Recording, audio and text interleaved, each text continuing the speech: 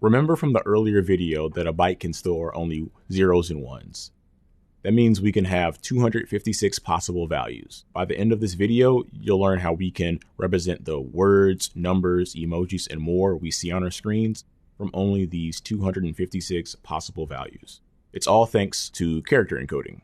Character encoding is used to assign our binary values to characters so that we as humans can read them.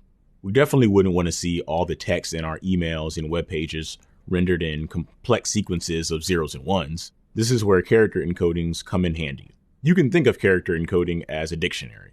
It's a way for your computers to look up which human character should be represented by a given binary value. The oldest character encoding standard used is ASCII. It represents the English alphabet, digits, and punctuation marks. The first character in the ASCII to binary table, a lowercase a, maps to 011000001 in binary.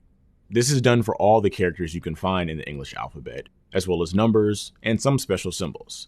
The great thing with ASCII was that we only needed to use 127 values out of our possible 256.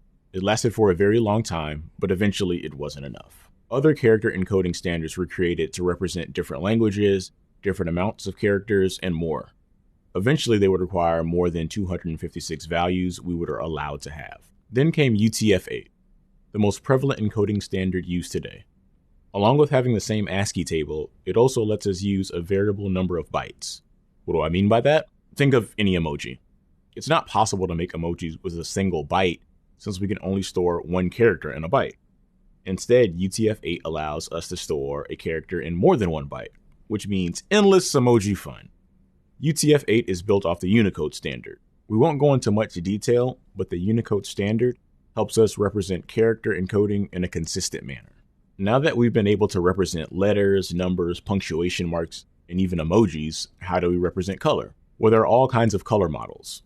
For now, let's stick to a basic one that's used in a lot of computers, RGB, or red, green, and blue model. Just like the actual colors, if you mix a combination of any of these, you'll be able to get the full range of colors. In computer land, we use 3 characters for the RGB model. Each character represents a shade of the color, and that then changes the color of the pixel you see on your screen. With just 8 combinations of zeros and ones, we're able to represent everything that you see on your computer, from a simple letter A to the very video that you're watching right now on the Coursera website. Very cool.